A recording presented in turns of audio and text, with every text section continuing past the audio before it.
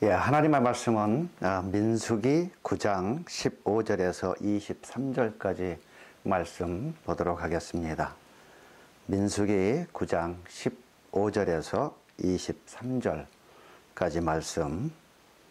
성막을 세운 날에 구름이 성막 곧 증거막을 덮었고 저녁이 되면 성막 위에 불 모양 같은 것이 나타나서 아침까지 이르렀으되 항상 그러하여 낮에는 구름이 그것을 덮었고 밤이면 불 모양이 있었는데 구름이 성막에서 떠오르는 때에는 이스라엘 자손이 곧 진행하였고 구름이 머무는 곳에 이스라엘 자손이 진을 쳤으니 이스라엘 자손이 여호와의 명을 쫓아 진행하였고 여호와의 명을 쫓아 진을 쳤으며 구름이 성막 위에 머무는 동안에는 그들이 유진하였고 구름이 장막 위에 머무는 날이 오랠 때에는 이스라엘 자손이 여호와의 명을 지켜 진행치 아니하였으며 혹시 구름이 장막 위에 머무는 날이 적을 때에도 그들이 다만 여호와의 명을 쫓아 유진하고 여호와의 명을 쫓아 진행하였으며 혹시 구름이 저녁부터 아침까지 있다가 아침에 그 구름이 떠오를 때에는 그들이 진행하였고 구름이 밤낮 있다가 떠오르면 곧 진행하였으며 이틀이든지 한 달이든지 1년이든지 구름이 성막 위에 머물러 있을 동안에는 이스라엘 자손이 유진하고 진행치 아니하다가 떠오르면 진행하였으니 곧 그들이 여호와의 명을 쫓아 진을 치며 여호와의 명을 쫓아 진행하고 또 모세로 전하신 여호와의 명을 따라 여호와의 주님을 지켰더라. 어느 조사기관에서 많은 사람들에게 질문을 했습니다. 당신의 마음을 가장 편안하게 하고 즐겁게 하는 단어가 무엇입니까? 라고 물어봤답니다. 대부분 사람들이 인지 상상을 하는 것은 엄마라는 엄마, 어머니, 아나, 아니면 mother. 예, 각 나라의 모든 사람들이 똑같이 답변한 것은 엄마라는 단어였습니다. 왜냐하면 그 엄마라는 그 단어는 조건 없는 사랑과 희생을 끝없이 주는 존재였고 다정하고 편안하고 포근하고 때때는 세상 무엇보다도 강한 모습으로 그들에게 비쳤기 때문이었습니다. 그렇다면 광야라는 단어는 어떤 느낌을 가지십니까? 아마 이 광야라는 단어는 우리를 많이 삭막하게 하는 단어입니다. 몇 가지 예를 들어보면 사막, 모래, 폭풍, 황막, 갈증, 한발, 건조. 참으로 우리 마음을 풍요롭게 하는 것이 아니라 참으로 황막한 감정을 갖게 하는 것이 이 광야라는 의미입니다. 여러분도 아마 지금까지 가족들과 아니면 가까운 친구들과 캠핑이라는 데를 가보셨을 줄로 압니다. 캠핑을 가는 장소는 대부분이 정해져 있습니다. 바닷가, 아니면 강가, 호숫가, 아니면 시냇물이 흐르는 산의 골짜기입니다. 그곳에 가서 참으로 낭만의 추억을 만들죠. 저도 제 가족과 함께 어렸을 때, 아이들이 어렸을 때 여러 번 이 캠핑을 가서 즐겁게 그 추억을 만들었습니다. 그런데 만약에 여러분이 그렇게 낭만적인 캠핑을 일주일 아니면 한 달 아니면 1년 그렇게 하라고 하면 여러분 하시겠습니까? 아마 낭만적인 그 캠핑이라도 긴 시간 동안에 한 자리에서 불편한 음식과 그 다음에 잠자리 여러 가지 그런 어려운 환경에서 오랫동안 살라고 한다면 아마 아무리 낭만적인 캠핑이라도 좋아할 사람은 아무도 없을 겁니다. 어느 날 애굽에 종살이로 하고 있던 이스라엘 백성에게 하나님이 보내셨다는 모세가 찾아왔습니다. 그리고 그 모세는 하나님께서 지금까지 너희들이 이 애굽에서 살고 있던 종살이에서 다 해방을 해서 이제는 하나님이 지시하신 젖과 꿀이 흐르는 가나안 땅으로 가야 되겠다. 그 말을 들은 이스라엘 백성에게는 참으로 소망이 넘쳤습니다. 기쁨이 넘쳤습니다. 그것도 하나님께서 10가지의 크나큰 기적과 같은 이적을 행하신 그 후에 그들의 발걸음은 아마 희망과 즐거움에 넘친 발걸음이었을 겁니다. 그래야 그들은 새로운 환경에 대한 두려움이 없진 않았지만 그들은 모세를 따라서 이제 한 걸음 한 걸음 가나안을 향해서 그들은 떠났습니다. 그런데 한 가지 문제는 그들이 애굽을 떠나서 가나안으로 가는 과정이 문제였습니다. 그것은 광야를 지나야만 했습니다. 광야의 첫 번째 그 생활은 그들에게는 힘든 시간들이 그들을 기다리고 있었습니다. 첫째는 음식이 문제였고 두 번째는 물에 대한 문제였습니다. 광야에서 그늘도 햇빛도 가릴 수 없는 그곳에서 하나님께서는 낮에는 구름기둥으로 밤에는 불기둥으로 비록 지켜주셨다 할지라도 그들의 그 힘든 생활 하나하나는 불평하기에 조금도 그들은 주저하지 않았습니다. 그래서 그들은 애굽에서 살았던 그때의 음식이나 다른 환경에 대한 그것을 그리워하면서 모세를 원망하기도 했습니다. 그리고 또 하나 하나님께서 날마다 내려주시는 만나가 그들에게는 오직 한 가지 음식이었습니다. 여러분, 한 가지 음식을 쉼 없이 그것도 40년 동안 먹는다고 가정해 보십시오. 여러분이 그것을 기뻐하실 수 있겠습니까? 불평이 안 나올 수 있겠습니까? 물론 만나가 내려주시는 그 은혜에 감사하지만 과연 내일 또 내릴까? 아니면 모레 또 내릴까? 다음 달에도 그 다음에 내년에도 그들에게는 불안의 연속이었습니다. 바로 현재 여러분과 제가 살아가고 있는 이 세상에서 날마다 살아가면서 내 일용할 양식은 내가 날마다 주님께서 채워주실 건가 하는 그런 불안감 속에 사는 것과 조금도 다를 것이 없었습니다. 그렇기 때문에 예수님께서는 우리들에게 말씀하시기를 너희가 내일 무엇을 먹을까 무엇을 입을까 염려하지 마라. 하나님께서 너희들을 책임져 주시지 않겠느냐. 그러나 우리 마음속에는 신앙이 약한 탓에 우리는 내일을 염려하고 또 내년을 염려하는 삶으로 우리는 살아갑니다. 광야 생활에서 이스라엘 백성에게 가장 큰 또 문제 중에 하나는 물이었습니다. 어느 날 광야를 가다가 물을 발견했습니다. 그 물을 먹으려고 가서 보니 물이 너무 써서 먹을 수가 없었습니다. 모세에게 원망을 했죠.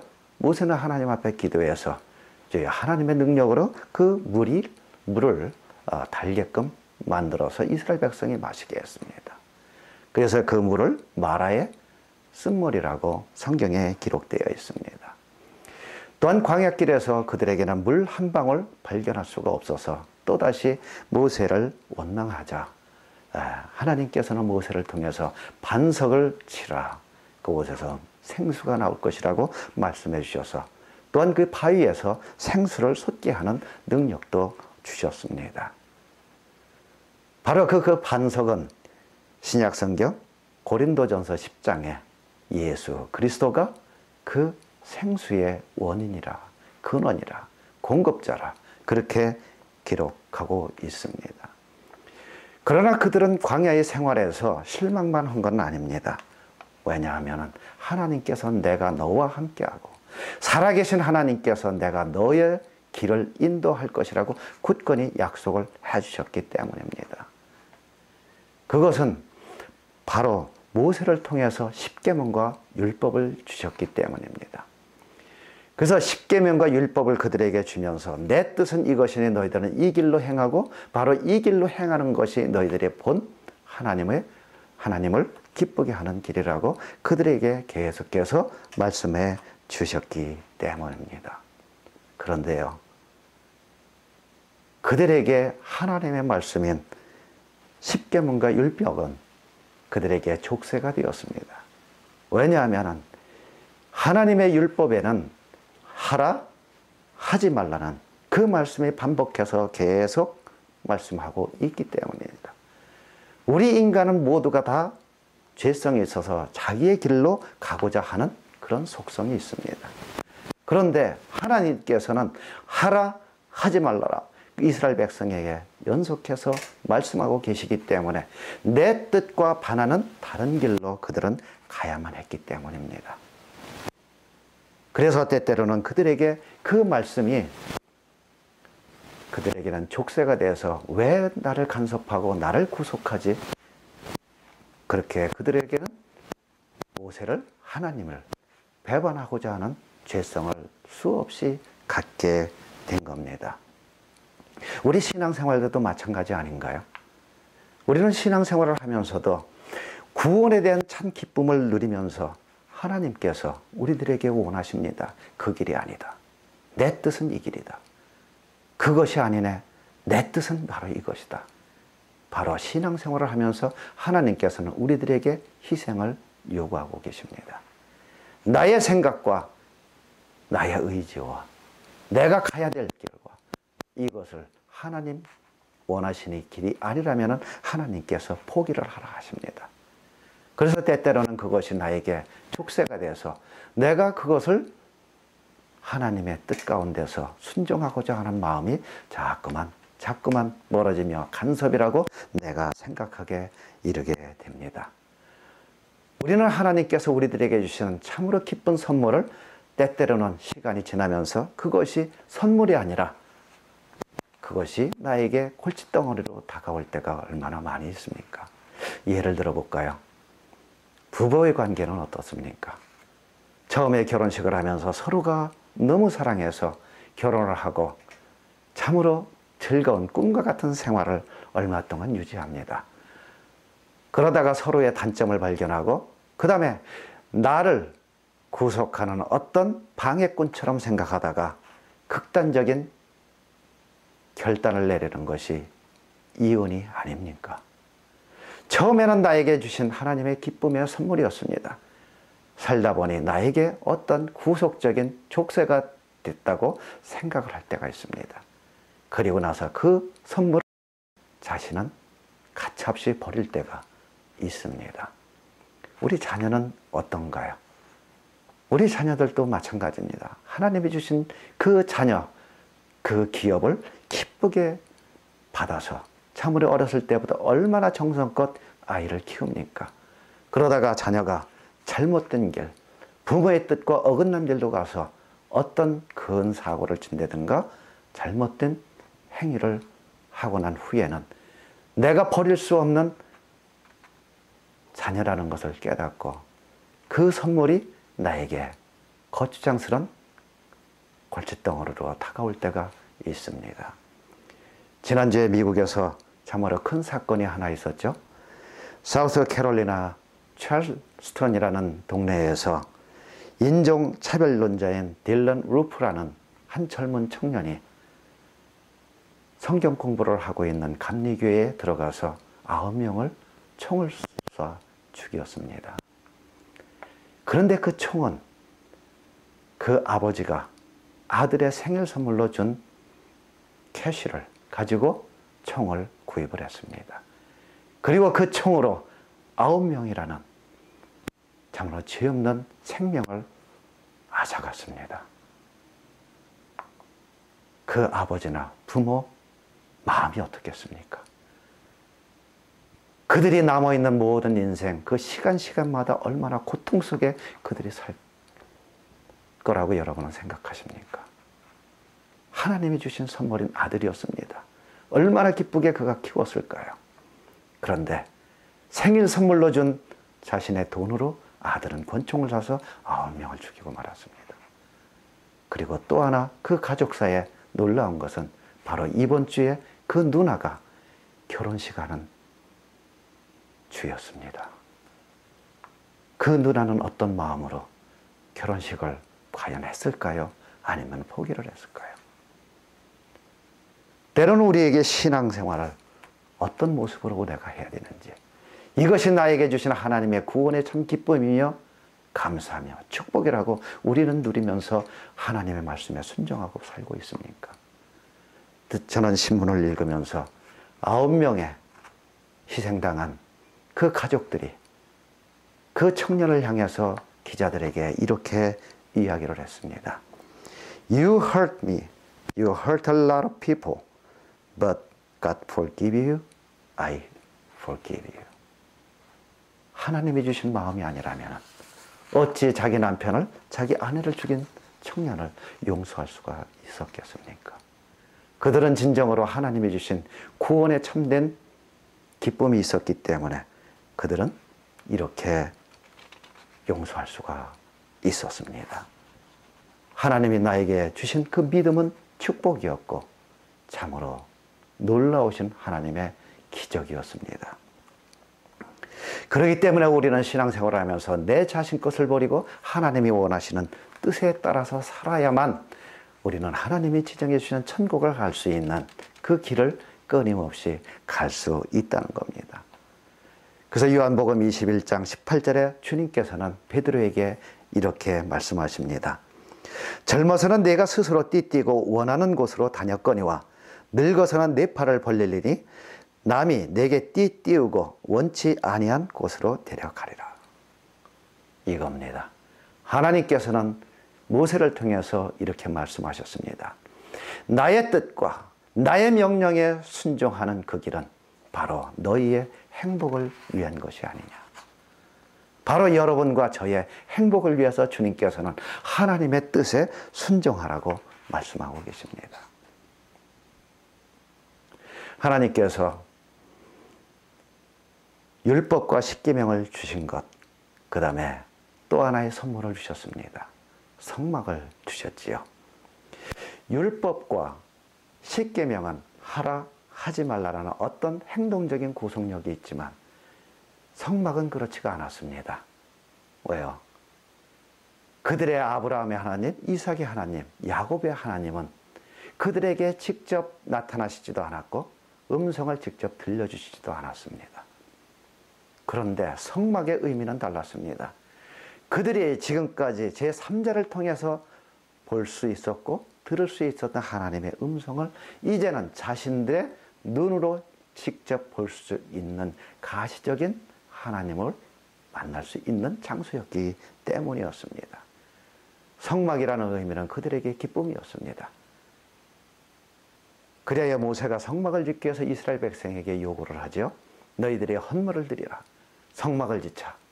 그때 이스라엘 모든 백성들이 귀걸이, 코걸이, 손목걸이, 반지 모든 것을 아론과 모세 앞에 다 바치기 시작합니다. 너무도 기쁨으로 이것을 다 바치다 보니 나중에는 모세가 너무 많이 모여서 이제는 충분하다. 이제는 충분하기 때문에 더 이상 이제 가져오지 말라 할 정도로 그들은 기쁨으로 그 헌물을 하나님 앞에 드렸습니다. 인간의 삶은 나면서부터 계속해서 진행형입니다. 그래서 요람에서 무덤까지 우리는 끊임없이 갑니다. 바로 지구가 자전과 공전을 쉼없이 하는 것처럼 시간은 또한 여러분과 저를 끊임없이 데리고 어디론가 갑니다. 신앙이 있는 사람은 천국으로, 믿음이 없는 사람은 지옥으로 가게 됩니다. 이스라엘 백성도 마찬가지였습니다. 그들도 끊임없이 이제 광야에서 움직이고 있었습니다. 자, 이제 우리 읽은 말씀 15절을 다시 한번 보겠습니다. 성막을 세운 날에 구름이 성막 곧 증거막을 덮었고 저녁이 되면 성막 위에 불 모양 같은 것이 나타나서 아침까지 이르렀을 때 성막이 완성이 됐습니다. 하나님의 임재가 그곳에 임했습니다.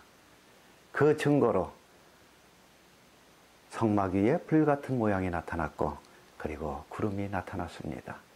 이스라엘 백성이 이제는 자신들의 눈으로 하나님을 볼 수 있는 장소가 생긴 겁니다. 그들이 하나님을 만나기 위해서 제물을 가져왔고 어떠한 잘못을 했을 때는 회개하기 위해서 제물을 가져와서 하나님 앞에 회개했습니다. 바로 그곳 성막이었습니다. 흥분됐죠. 기뻤죠. 그곳에 축제를 벌였습니다. 그런데요, 그 성막 또한 그들에게는 족쇄로 나타나기 시작을 했습니다. 왜냐하면 구름이 움직일 때는 이스라엘 백성 모두가 다 움직여야 합니다. 그리고 구름이 머무는 곳에서는 그들이 또한 같이 머물어야 됩니다. 근데 성경을 보세요. 때때로는 도착한 그 다음날 구름이 움직이기 시작을 했고, 이틀 후에 구름이 움직이기 시작을 했고, 때때로는 한 달, 때때로는 3달, 그리고 때때로는 3년 동안 구름이 움직이지 않을 때도 있었습니다. 그렇다면 그들에게는 너무 빨리 움직여도 불평이었고 너무 안 움직여도 불평이었습니다. 왜요? 너무 빨리 움직이려면 자기가 지금까지 다시 쳤던 텐트나 모든 짐을 다 싸고 또 나그네 길로 떠나야 됐기 때문입니다. 그런데 몇 년이고 구름이 움직이질 않습니다. 그렇다면 그들 마음속에는 어떤 문평이 나타났을까요? 우리는 젖과 꿀이 흐르는 가나안 땅에 가야 되는데 언제 하나님께서는 우리를 그곳에 인도하여 갈 것인가? 그들은 끊임없이 너무 빨라도 너무 느려도 불평할 수밖에 없었습니다. 저는 오래전에 저희 성도들과 함께 팜데이라는 곳에 캠핑을 간 적이 있었습니다. 약도를 받아들고 이제 저희 가족을 다 차에 태우고 이제 출발을 했습니다. 차츰차츰 그 목적지에 도착하면서 뭔가 잘못된 것을 깨닫게 되었습니다. 나무 하나 없고 그냥 사막이었습니다. 오직 있는 것은 화장실, 그 건물, 자그마한 건물 하나뿐이었습니다. 그래서 그곳에 도착한 모든 사람들의 마음속에는 예약한 사람을 원망하기 시작됐습니다. 왜? 물도 없고 산도 없고 그 다음에 강도 없는 이곳에 사막에 캠핑이라고 우리를 이곳에 예약을 해놨는가. 마음속에 불평을 하기 시작을 했습니다. 그래도 도착했기 때문에 우리는 텐트를 치고 저녁 준비를 했습니다. 저녁 준비를 하는데 거기에 갑자기 사막에 폭풍이 불어치기 시작을 했습니다. 음식을 할 때마다 폭풍에 휩쓸려 오는 모래가 음식 속에 들어갔고 저녁을 먹을 때 그 음식 속에는 모래가 너무 많이 들어와 있었습니다. 밥을 먹으면서 또다시 우리 마음속에는 그 예약을 한 그 집사님을 원망하는 마음이 가득했습니다. 식사를 다 마친 후 이제 모닥불을 피고 서로가 오손도손 이야기를 할 때 그 폭풍은 멈췄습니다. 참으로 잔잔했습니다. 그때 하늘을 보니 얼마나 수없이 많은 아름다운 별들이 떠 있는지, 그곳에서 성도들과 함께 여러 가지 찬양도 부르며 이 이야기 저 얘기를 나누면서 참으로 오기를 잘했구나 하면서 그 불평은 잠시 사라졌습니다.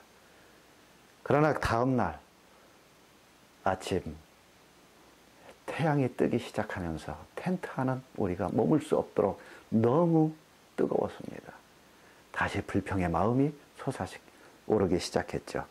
그런데 그 예약했던 집사님이 우리들에게 이곳에서 할 수 있는 유일한 액티비티는 저 앞에 보이는 자그마한 동산에 갔다 오는 것이라고는 거였습니다.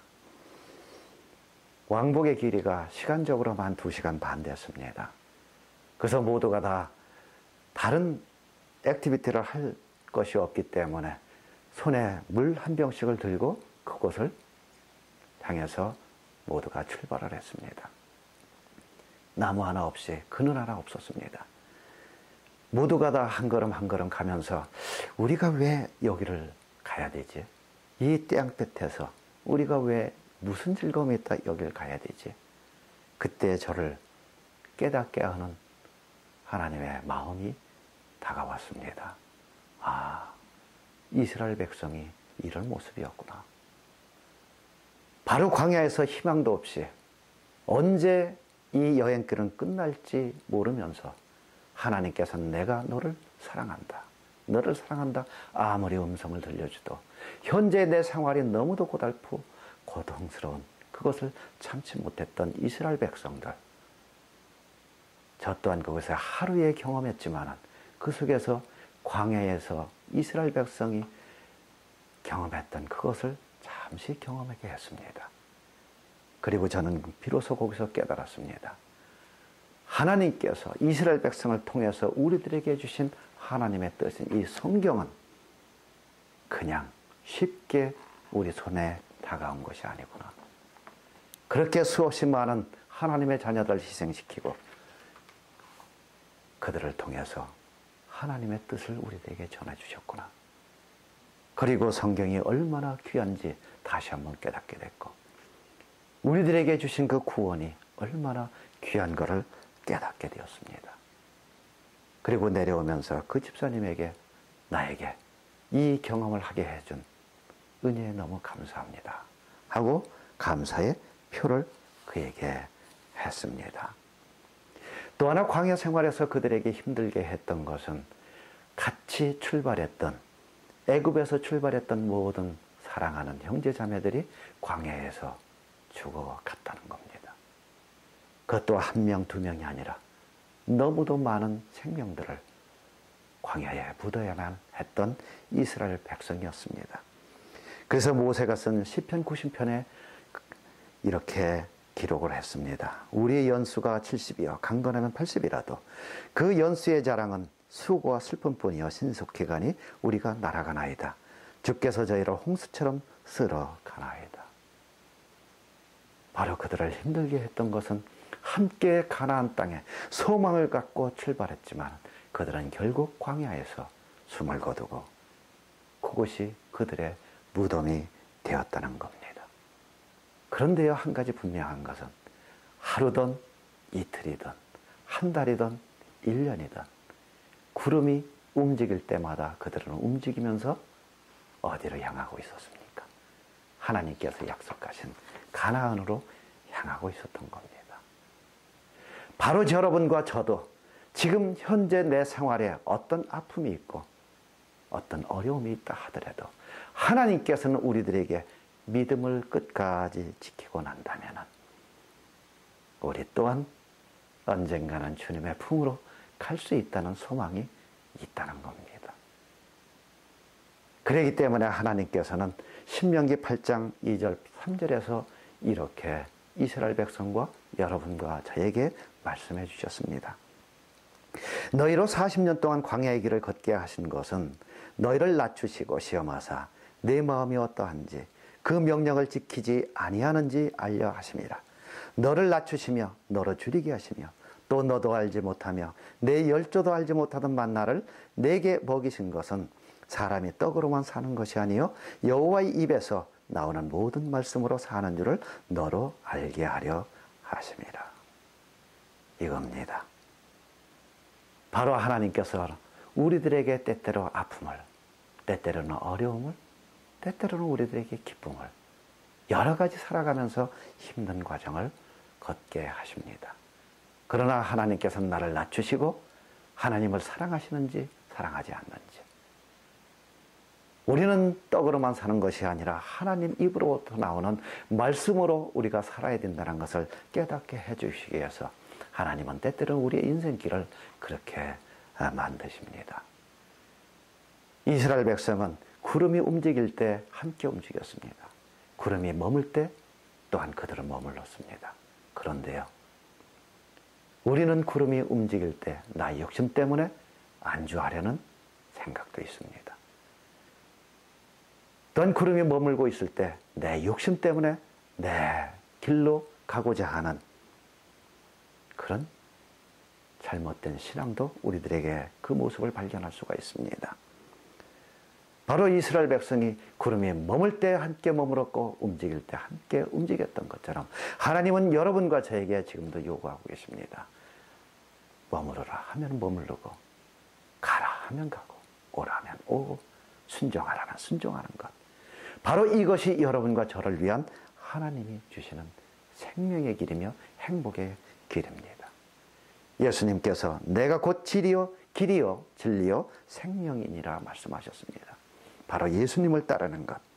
예수님을 따르기 위해서는 내가 가진 어떠한 희생이 요구됩니다. 그것이 크던 작던 여러분과 저의 생명의 길로 가기 위해서는 바로 그렇게 순종의 모습을 보여야 됩니다. 우리 23절 함께 다시 읽겠습니다. 곧 그들이 여호와의 명을 쫓아 진을 치며 여호와의 명을 쫓아 진행하고 또 모세로 전하신 여호와의 명을 따라 여호와의 직임을 지켰더라.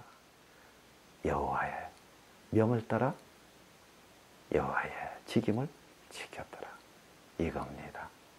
하나님께서 요구하시는 것은 여러분과 나에게 맡겨진 그 직임을 끝까지 지키는 것. 그 길만이 하나님을 기쁘게 하는 길이며 그 다음에 나의 행복, 나의 가족, 그리고 우리가 천국으로 갈 수 있는 길입니다. 이스라엘 백성은 끊임없이 광야에서 자신들의 텐트를 걷고 움직이고 다시 치고 했습니다. 그리고 레위지파 사람들은 끊임없이 성막을 다시 세우고 걷고 세우고 걷고 했습니다. 그리고 그들은 가나안 땅에 들어가 실로에서 성막을 치고 나서 그들은 안식했습니다. 그들의 직임을 끝까지 지킨 후에 그들은 안식했습니다. 우리 주님 품에 가서